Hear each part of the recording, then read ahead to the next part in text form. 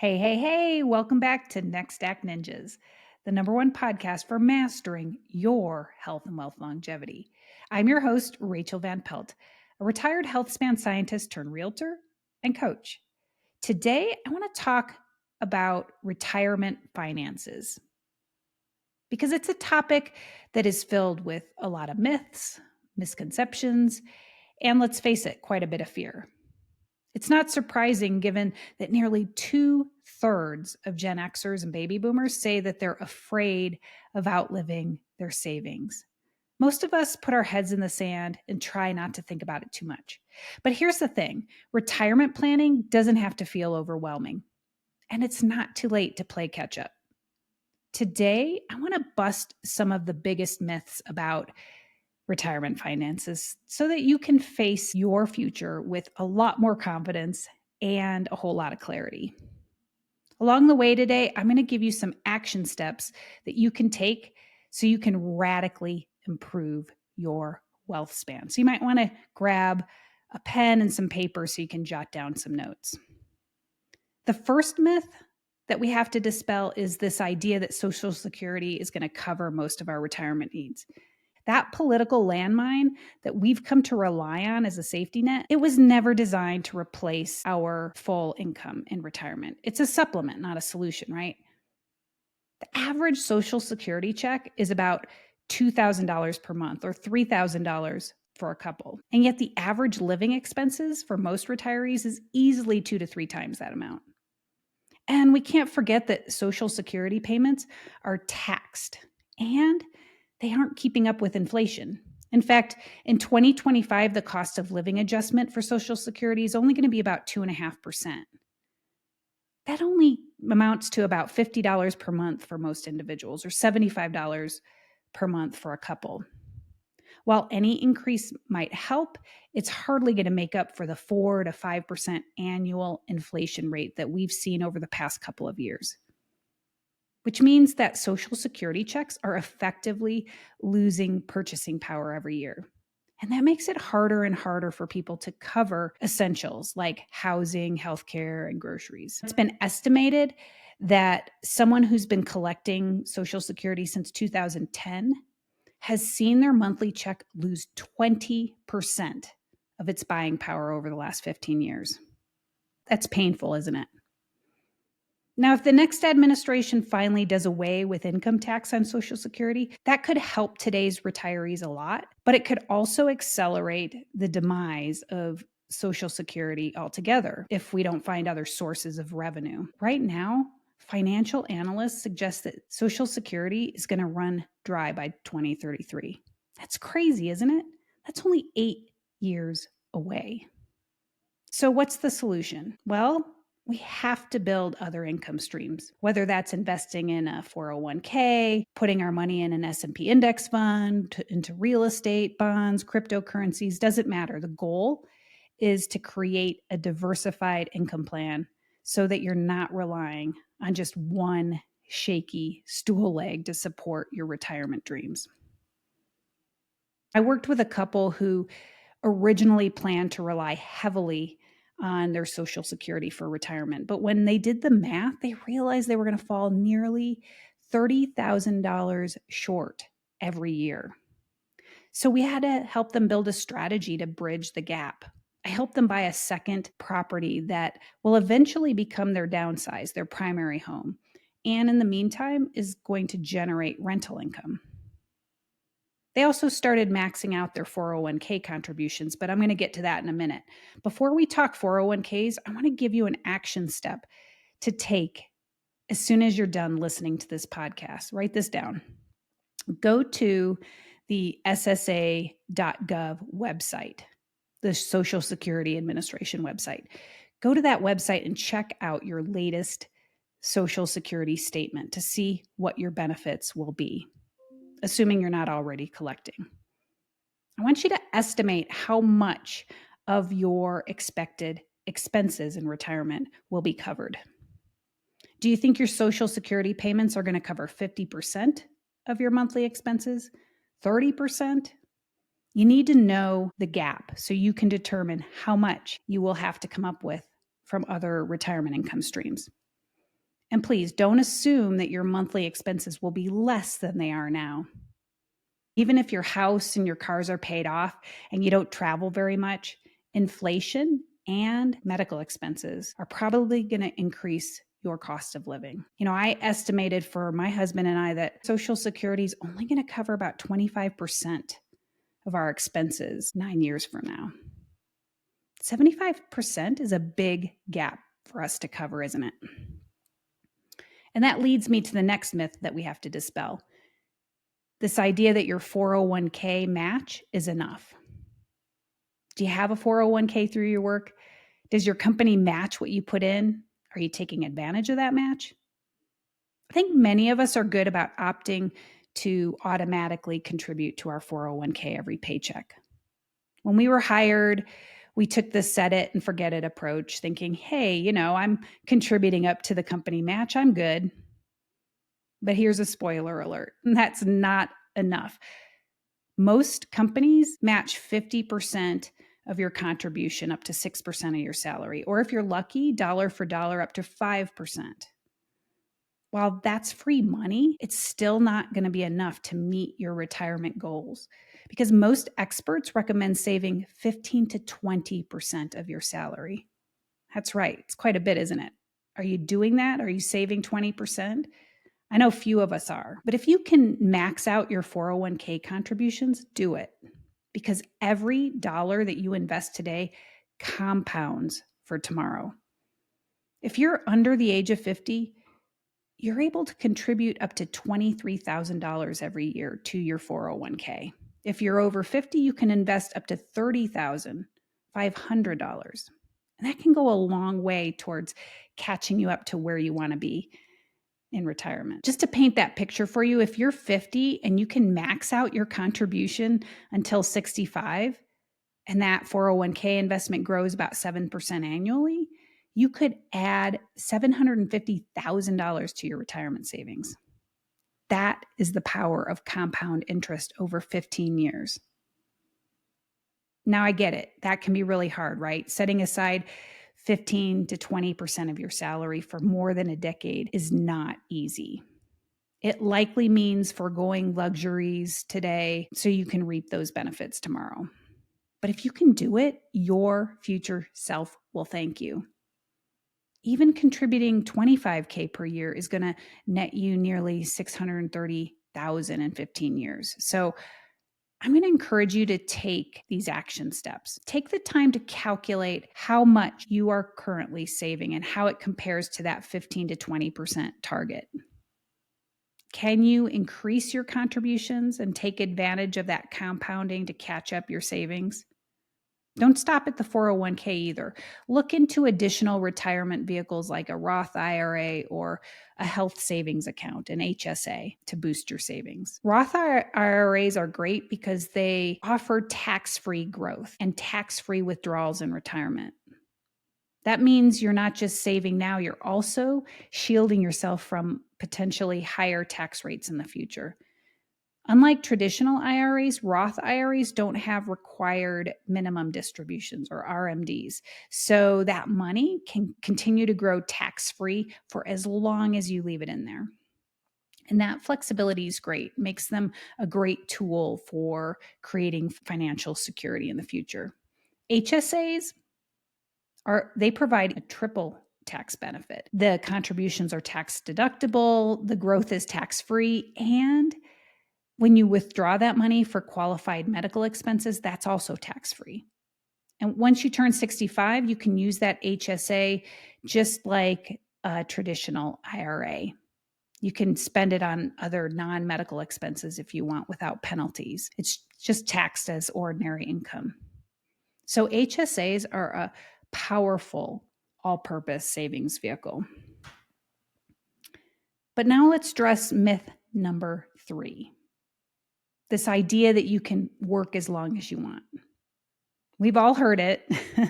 People say, I'll just keep working if I need more money. I won't retire. But let's be real. Life doesn't always cooperate. Research shows that 40 to 56% of people over 50 are forced into early retirement. Why?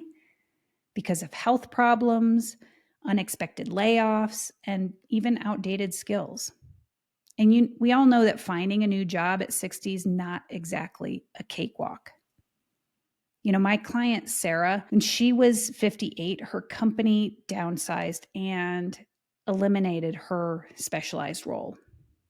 Even though she had an impressive resume, she struggled to find a new position. And while Sarah had planned to work until she was 65, thankfully, she'd started saving aggressively when she was 50. So she was able to use the savings to bridge the gap while she launched an online consulting business. Now, she hasn't fully replaced her corporate salary, but she enjoys the freedom that her encore career is giving her and income that she does bring in as a bonus. So the bottom line is you have to plan as if retirement's going to start earlier than you expect. That way, if you get to keep working, any extra income's a bonus, right? It's not a necessity. So I highly recommend that you build an emergency fund, one that's going to cover at least a year of expenses should you be forced to retire earlier than you expected. And don't forget to keep learning new skills. Keep leveling up those old skills. Stay competitive in your job market. I've talked about this a lot in past episodes, but ageism in the workplace is a real problem. We have to make sure, though, at least we're not perpetuating the myth that you can't teach an old dog new tricks. Be willing to adapt. Be willing to bring your breadth of hard-earned experience and wisdom to the table. And in the meantime, prepare yourself to be able to pivot quickly should you be forced to retire sooner than expected. Now, myth number 4 is the idea that Medicare is going to cover all your medical expenses. Yes, of course, Medicare is a lifesaver, but we all know it's not a magic wand. It's only going to cover about 80% of your medical expenses. That sounds great until you realize that 20% is going to be on you. And that 20% adds up faster than you think. It adds up in the form of expensive prescriptions and surgeries and long-term care. The average couple retiring today is going to spend over $300,000 on healthcare costs in retirement. That includes premiums and out-of-pocket expenses, in-home or nursing facility care. So we have to prepare for this reality. How do you do this? Well, you can consider investing in supplemental insurance, but I highly recommend contributing to an HSA if you're eligible. As we talked about, it's a great way to allow you to save specifically for healthcare costs while enjoying tax advantages. Any unused funds roll over year to year. So the money in the account is going to stay invested. You can keep growing it over time throughout your retirement. And given that healthcare costs are such a major expense in retirement, having that dedicated fund to offset the cost is huge. And as I said before, HSAs can function as an extra retirement account once you turn 65. It's just like having an IRA. So it's a great tool. I highly recommend it. But there's another way I want you to think about medical costs in retirement. What if you could avoid many of the costs altogether by staying healthier longer? Boosting your health span, the number of years you stay healthy, can prevent most age-related diseases, can keep you off medications, and help you avoid long-term care. When you exercise regularly, eat right, get good sleep, and manage your stress, you can save tens of thousands of dollars while at the same time improve your quality of life. Not to mention you're going to enjoy more energy, mobility, vitality in those retirement years. In addition to investing in an HSA, I highly recommend you invest in your health. Invest in a coach who can help you level up your health span. That's what I do here at Next Act Ninjas. The return on your investment is going to be massive. Now, myth number 5 is this idea that downsizing is going to solve everything. It sounds like the perfect plan, right? You sell the big house, you buy something smaller, and you pocket the difference. Simple, right? But the problem is the cost of selling, moving, buying, or even renting a new place can be substantial. Plus, smaller homes don't always mean fewer expenses. Maintenance, HOA fees, property taxes, they all add up, don't they? My clients, Jim and Linda, were planning to sell their suburban home and downsize to a condo near a mountain resort when they realized that the HOA fees were going to be higher than their current property taxes. It was going to eat into any savings. So while they liked the idea of a lower maintenance home and the resort life, the financial savings were going to be much less than they expected. And of course, they knew they were also going to regret giving up that space they had for hosting family visits. So they were giving up a lot. And I think this is common. Many people think that downsizing is their best option. It's the best way to free up equity that they have in retirement, but it's not always the case. In fact, sometimes the downsize ends up costing you more. But the good news is there are a number of alternatives to downsizing that could improve your financial situation. For example, instead of automatically opting for a smaller home, maybe you're just moving to a location with a lower cost of living, or you're moving to a state with more favorable tax laws for retirees. A strategic relocation like that can improve your financial situation without necessarily meaning you're moving to a smaller home. And if you prefer to stay right where you are, you might also consider taking out a reverse mortgage. If you have significant equity in your home, a reverse mortgage can provide you with monthly income and allow you to retain ownership. You could also rent out a portion of your home. This can be a basement apartment, a spare room, a converted garage. I think house hacking is a great way to generate consistent income while allowing you to stay in your current home. And if local regulations allow, you can use platforms like Airbnb to book short-term renters. Or maybe you team up with another retiree in a co-housing arrangement to share the costs and create community. The point is you have options. Moving to a smaller home won't necessarily improve your financial situation. Think through all your options. Myth number 6, it's too late, or I'm too old to catch up on savings. Does that sound familiar? But let me tell you, it's never too late. Retirement savings isn't just about how much you can save, but also it's about adopting the mindset that every step forward counts. Think of it as building momentum. Each action you take compounds into a brighter future. Even if you're within 5 to 10 years of retirement, there's still plenty of time to make a difference. Maximize your retirement contributions, cut unnecessary expenses, even consider part-time work. Every dollar counts, and every small step is going to bring you closer to financial security. Also, keep in mind that your investments are going to keep growing throughout those retirement years. So here's some inspiration. I knew this couple who started saving aggressively at the age of 58. Seems late, right? But they found money to invest by doing a few simple things. They continued to drive their fully paid off cars rather than upgrade to new models. That saved them about $800 a month. They did more local travel, taking more road trips rather than flying to exotic locations. That saved them another $700 a month. They cooked nice meals at home, dined out less. On the rare occasion that they did dine out, they avoided extras like fancy cocktails or appetizers and desserts. And this saved them about $250 per month. Not to mention improved their health because they weren't eating all that junk. And they reduced spending in other areas as well. They gave up certain, spontaneous online shopping and streaming services. You know how those things can add up. So in total, they made a few simple changes that freed up about $1,800 every month, which they invested in one of their 401ks in a Roth IRA. And those things grew at about 7% per year. Over 10 years, they accumulated more than $300,000 to add to their retirement savings. That 10 years of discipline increased their net worth by about 30%. And of course, it greatly improved their sense of security.